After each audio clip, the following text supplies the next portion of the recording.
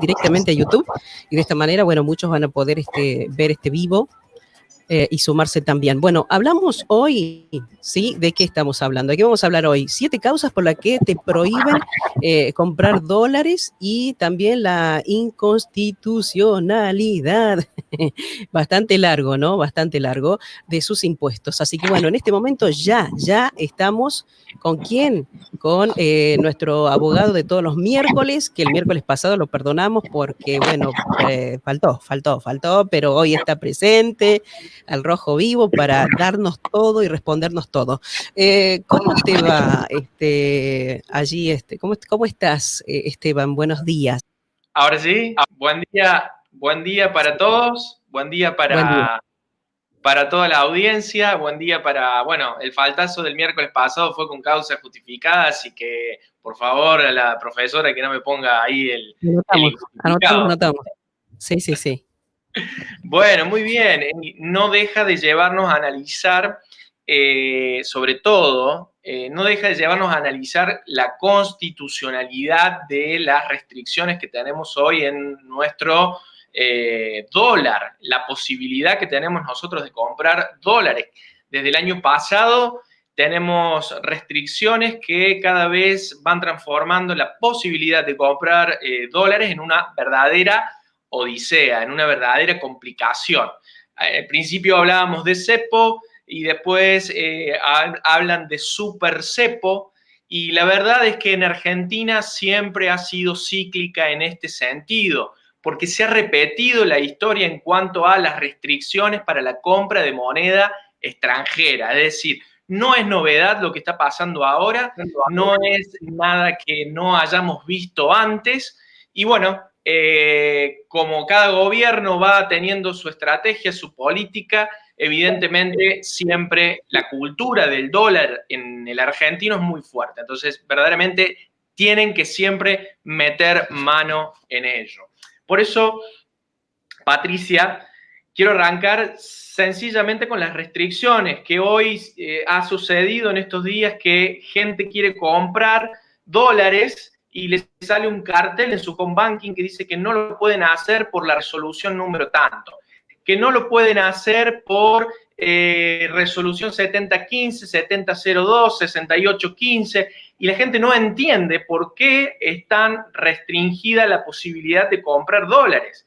Lo cual, voy a hacer un resumen de las causas que el Estado ha puesto y ha impuesto para hacer esas compras de dólares. Primero, el colero digital, el llamado colero digital, era aquel que compraba dólares en moneda, en pesos, por supuesto, dólares oficiales, bien digo, y salía al mercado negro, al mercado informal, a venderlos a un valor mayor. Ese era el colero digital, que además se agregaba de que había personas que vendían su cupo porque no tenían la capacidad económica para comprar, y vendían su cupo comprando el dólar y así transferirle a aquel que le daba el dinero para realmente adquirir o tener ese dólar billete a través del mercado. Lo cual, la primera restricción es para aquellos que son o eran llamados coleros digitales. Entonces, no pueden superar el tope de $200, es decir, desde octubre del año pasado ya no se puede hacer esa compra. Entonces, el Banco Central de la República Argentina publicó 20.000 quits que tenían movimientos sospechosos en cuentas que no ameritaban o no acostumbraban a hacer compra de dólares, o transferencias que no eran habituales, y prohibió el acceso a esos $200 para los llamados coleros digitales. Quienes también no pueden comprar dólares son aquellos que accedieron a los créditos tasa cero. Recuerden, allá en plena pandemia, el Estado salió a decir de que iba a dar una suma, si no mal recuerdo, 150.000 pesos a pagar en cuotas a tasa cero, lo que trajo justamente una posibilidad de financiar un dinero, un préstamo a través de las tarjetas de crédito, donde iba a tener un costo realmente gratuito, cero, no sin costo, digamos. Claro, ahora, aquellos que pidieron ese préstamo a tasa cero, no pueden hoy comprar el dólar oficial, el llamado dólar solidario. ¿Quiénes más no pueden comprar? Los titulares de empresas, que generalmente han sido la mayoría de los casos pymes, que tienen el beneficio del ATP. Es un subsidio que el Estado Nacional abona el 50% de los haberes de los empleados. Entonces, esas empresas, esos empleadores que pidieron al Estado el ATP, no pueden comprar hoy el dólar solidario de 200 pesos. Algunos dicen, sí, pero fue un solo mes que yo lo pedí, me lo dieron y lo pagué, y hoy, al día de la fecha, sigo pagando como empleador íntegramente el sueldo de mis empleados y aún así no puedo hacer la compra de los 200 dólares oficiales. Bueno, claramente la restricción viene justamente a traer esta marca de, como decirlo, de no acceder al dólar oficial porque las reservas del Banco Central se han venido a pique en los últimos meses. Situación que justamente ha traído que las mayores restricciones sean con el objetivo de evitar la erosión de las reservas del Banco Central. ¿Quiénes más no pueden comprar dólares? Aquellos que operan los dólares financieros, los llamados dólar MEP. Son aquellos que compran a través de la bolsa, a través de un agente o de una ALIC que se llama, un agente de bolsa, compran dólares en la bolsa. En realidad no es comprar directamente el dólar, sino básicamente comprar un bono dolarizado que después lo pueden vender en pesos a la cotización del dólar. Entonces, es un mecanismo que permite hacerse de un dinero, de hacerse de dólares a través de bonos. Para continuar, aquellos que no pueden comprar tampoco dólares son los beneficiarios claramente de los planes sociales. Esto es aquellos que han cobrado el ingreso familiar de emergencia, las asignaciones universales, aquellos que han recibido algún tipo de subsidio por parte del Estado. Se hace un entrecruzamiento de datos entre ANSES, que es el que otorga el subsidio, y el AFIP, para poder determinar quiénes son los que no pueden comprar, que en este caso son aquellos beneficiarios de planes sociales. Las personas, además, otra prohibición, que no tienen ingresos estables, ingresos comprobables, trabajo formal, también han sido impedidos de comprar dólares. A veces uno hace el cálculo o la carga de la compra de dólares y no sabe la gente por qué le están prohibiendo hacer la compra. Es sencillamente porque no es probable que no tengan los dólares o una actividad estable denunciada, un trabajo en blanco. Entonces, la capacidad que entiende el Banco Central o el AFIP es nula o muy baja, lo cual restringe la compra de dólares. La restricción esta también vino a atraer a las titulares de cuentas compartidas. Había muchos casos de dos personas que eran titulares de una cuenta en dólares y compraba 200 dólares uno y compraba 200 dólares el otro, y la restricción vino a recaer sobre las cuentas en las que hay dos titulares o más. Entonces, vino a ser un poco injusto, o mejor dicho, vino a ser injusto porque en realidad el impedimento o el cupo de 200 dólares recae sobre personas físicas y no así sobre cuentas. Entonces, vino a restringirle la posibilidad a estas personas de poder acceder cada uno al cupo de 200 dólares. Para avanzar en las restricciones o las imposibilidades o las razones para comprar el dólares en Argentina,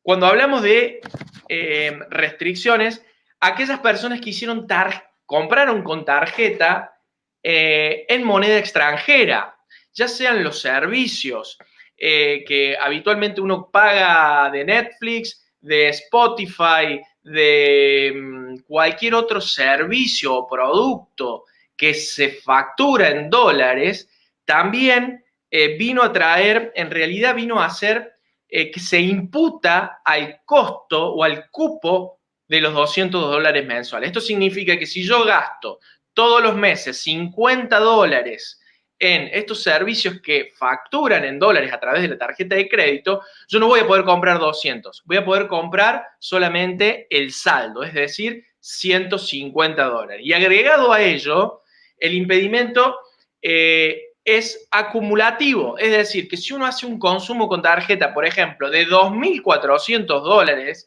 en el lapso de 2 meses, porque viajó, porque hizo una compra de un producto más caro, el impedimento viene a ser acumulativo. Entonces, esos $200 hay que multiplicarlo por 12 meses. Entonces, por un año no va a poder comprar esa persona, por haber consumido en dólares en tarjeta de crédito, el dólar oficial.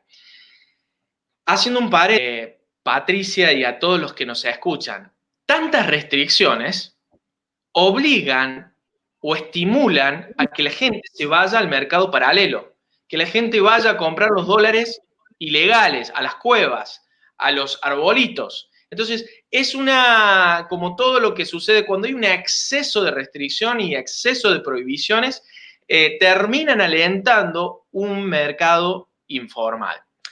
Cierro el paréntesis. Otro impedimento para comprar dólares, aquellas personas que en el mes de abril accedieron o se acogieron al refinanciamiento de los saldos de las tarjetas de crédito. Claro, la pandemia vino a traer una imposibilidad laboral de generar ingresos, lo que produjo que el Estado dijera, bueno, les vamos a refinanciar el saldo o el pago mínimo, o aquellos que pagaron el mínimo de la tarjeta, para que puedan pagarlo en 9 cuotas a una tasa del 43%. Bueno, esas personas que accedieron o se cogieron a la refinanciación de la tarjeta de crédito tampoco pueden comprar hoy dólares en Argentina. Restricciones.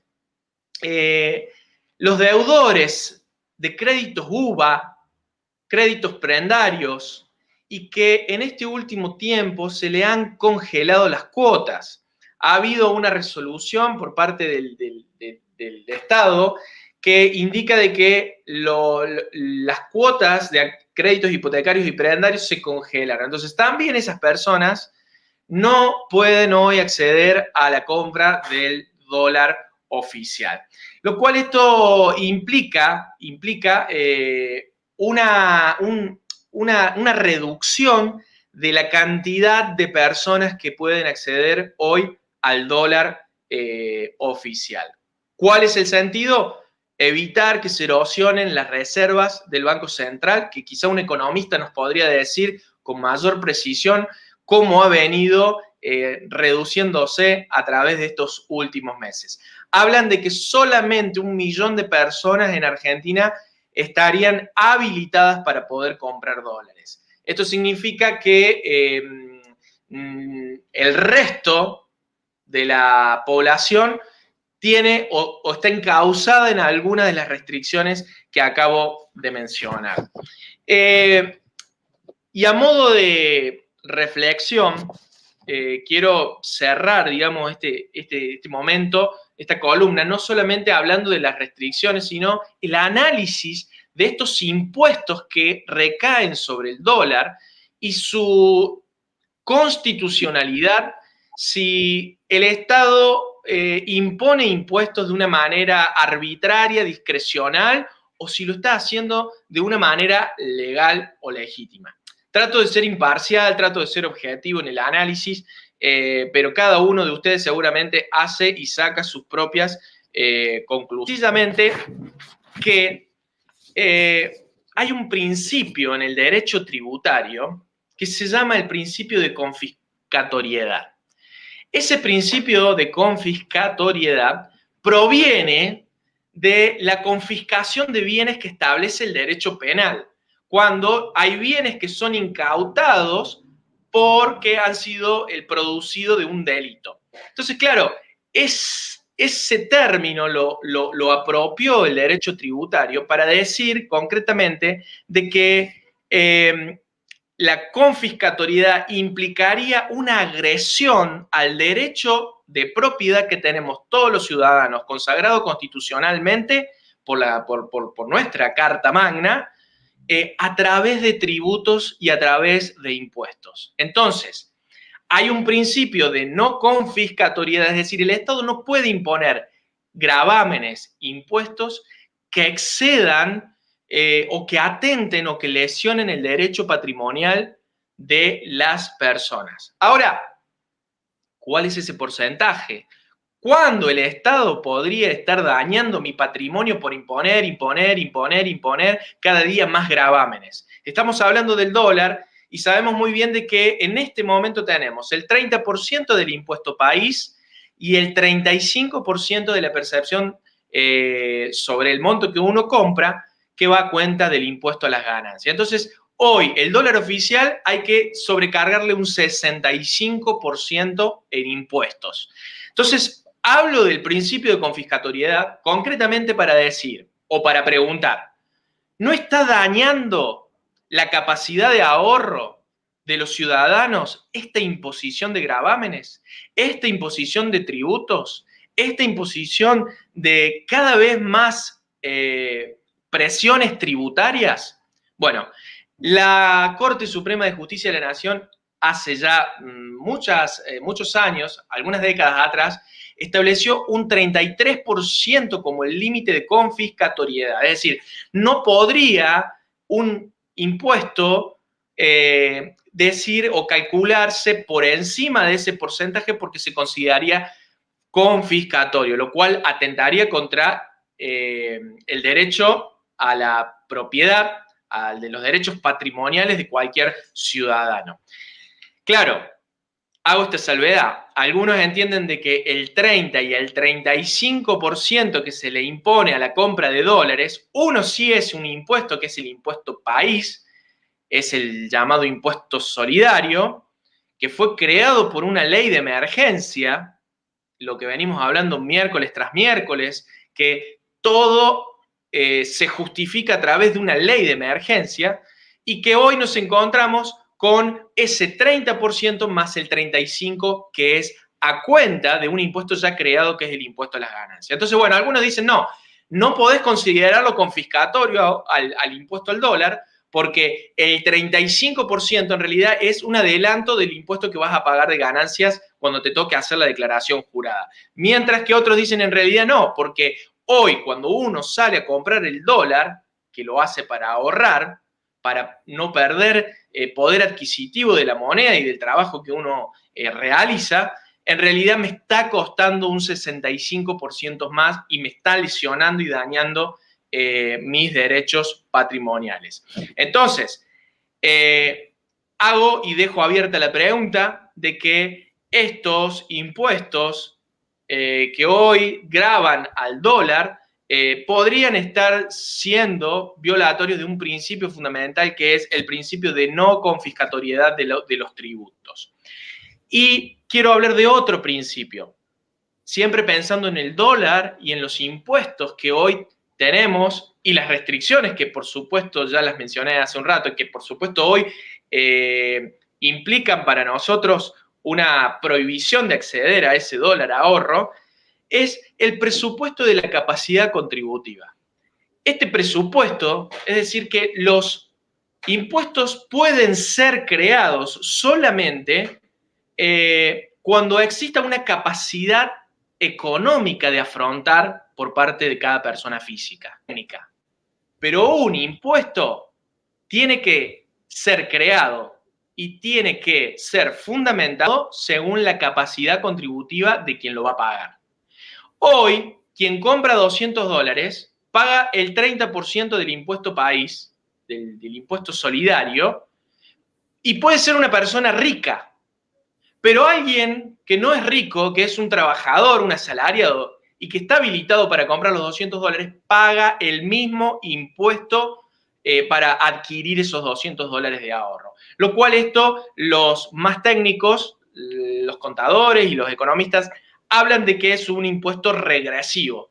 No mira la capacidad de quien está aportando o pagando, sino por igual y de manera indiscriminada se los cobra tanto a ricos como a trabajadores. Entonces, el principio de la capacidad contributiva es básicamente el fundamento para poder crear un tributo, que en este caso, para el dólar, estaría siendo violado. Y por último, a modo de reflexión, me llamó la atención cuando lo leí que cuando uno compra un boleto para viajar al exterior, ya sea por avión, ya sea en un colectivo, si viaja a países cercanos a la Argentina, vía o acuática, ¿por qué no? También está grabado, por supuesto, por el impuesto al dólar. Entonces, hay un análisis que me llamó muchísimo la atención y que constitucionalmente nosotros tenemos consagrado la libertad de tránsito en nuestro país. La libertad de tránsito en nuestro país. Nosotros podemos movernos, si bien ahora en pandemia tenemos un montón de restricciones, pero nosotros tenemos libertad de ir hacia donde quisiéramos ir y movernos sin ningún tipo de impedimento y así también salir de nuestro país. Sacando la pandemia de lado, hoy, quien compra un boleto para viajar al exterior está pagando, se ve cercenado en sus derechos patrimoniales porque tiene que pagar más caro para poder ejecutar su derecho al libre tránsito que constitucionalmente está consagrada en el interior de nuestras fronteras. Entonces, no es menor el análisis que uno tiene que hacer, porque nuestro artículo 14 de la Constitución que dice que todos los habitantes tenemos derecho de permanecer, transitar y salir del país. Sin embargo, al venir una imposición económica, al venir una imposición tributaria, ese derecho a salir del territorio está siendo cercenado. ¿Por qué? Porque sale más caro, porque es antieconómico, porque cuesta más salir del país, lo cual nos tiene que hacer abrir los ojos y entender de que tantas restricciones muchas veces son violatorias de nuestro sistema normativo.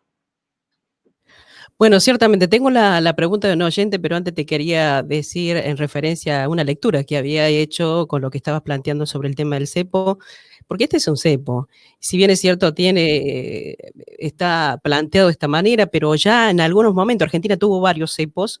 Recordemos algo como 2003, algo 2015, bueno, más cercano, ¿no? Algunos opinan que, bueno, que esto se puede judicializar, sí. Pero que dicen que ya hay cosas que ya sientan jurisprudencia, o sea, ya hay algo para atrás como que, digamos, si afecta a la propiedad privada, ahí estaríamos hablando recién de que como que podrían prestar oído y que capaz que esta jurisprudencia puede llegar a cambiar, ¿no? En este tipo de planteo. Pero bueno, habrá que ver qué pasa el después, porque se habla a cuenta, pero hay una devaluación, hay un montón de cosas que van sucediendo, habrá que ver qué pasa después, imagino, y ahí estaría un poco el análisis, ¿no? Sí, es correcta tu pregunta. En el año 2014 hubo un fallo de nuestra Corte Suprema de Justicia de la Nación, en la que con el primer cepo de Cristina Fernández de Kirchner, ahí se discutió la constitucionalidad de esto.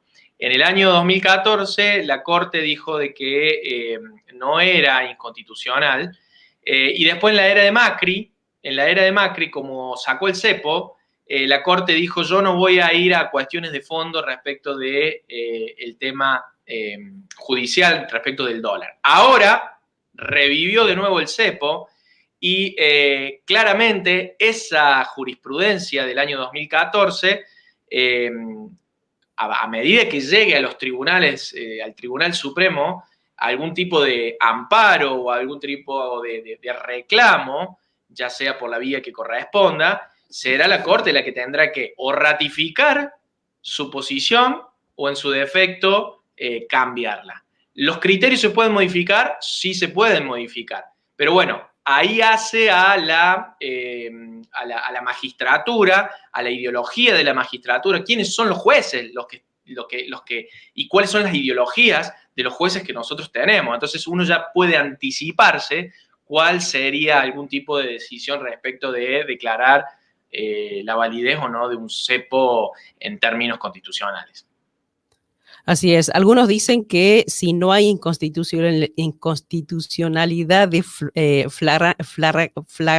flagrantes, ya hasta me suena decir estos términos, que son muy de ustedes, ¿no? De los abogados, dicen que es difícil que prospere y bueno, como digo siempre, habrá que ver cómo se va desarrollando en un tiempo que no es el de siempre, o sea, hay un condicionamiento, ¿no? Y es el tiempo de la pandemia, las restricciones y estamos en un momento muy especial, así que seguramente tendrá que ver con esto cómo se va desarrollando y las decisiones que se vayan tomando también. Tengo por acá alguien que hizo una pregunta y se pregunta de un oyente acá, estamos escuchando a cada instante la inconstitucionalidad de muchas decisiones que el gobierno está tomando, pero llegado el momento, el ciudadano, ¿qué puede hacer? ¿Cómo le decís a un policía, al COE, al que sea que las decisiones y las prohibiciones de las cosas son inconstitucionales y uno tiene el derecho a hacer las cosas, dice acá, o uno tiene Bien. que quedar callado y bancársela todo lo que deciden desde el... La pregunta tiene respuesta, pero en realidad excede a lo jurídico, porque más allá de que uno vea todo el tiempo inconstitucionalidad en las decisiones del gobierno, en los decretos y demás,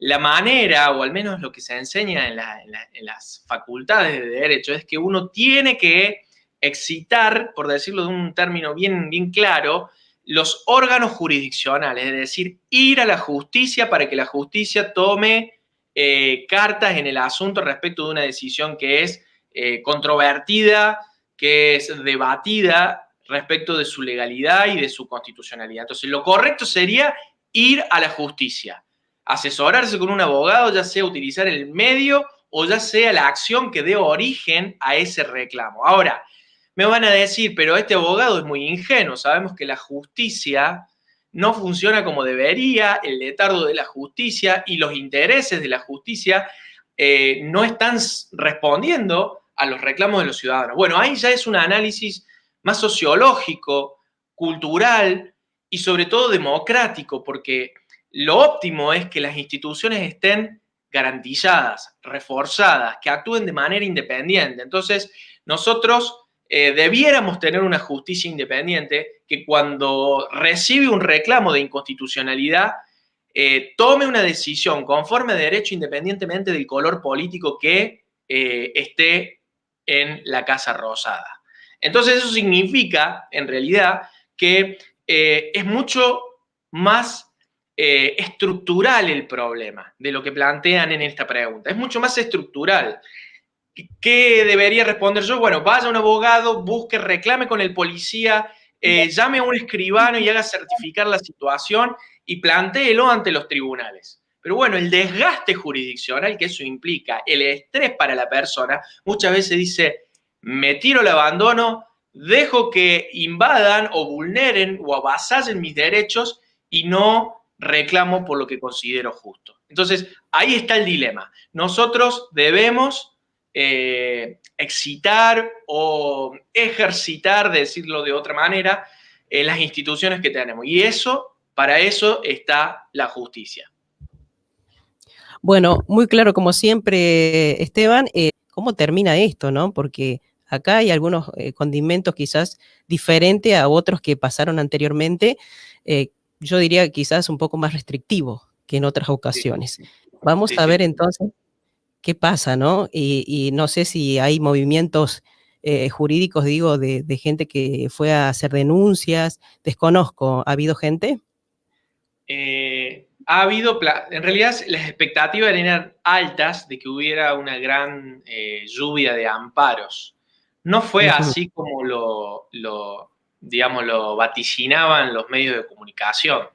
Hay planteos, pero no hay decisiones todavía respecto de eso. Entonces, generalmente no son noticias. Claro. Es noticia cuando hay una sentencia judicial, cuando cambia algún criterio, cuando manda al Estado a hacer o dejar de hacer una determinada cosa. Entonces, planteos probablemente haya muchos, más en Buenos Aires que en Córdoba, pero aún no ha habido ninguna manifestación, digamos, o un criterio emanado a través de una sentencia respecto de este tema. Para poder ejercer sus derechos. Como siempre, brillante, Esteban. Nos reencontramos el próximo miércoles. Saludos a toda la audiencia, saludos para vos, nos reencontramos semana que viene.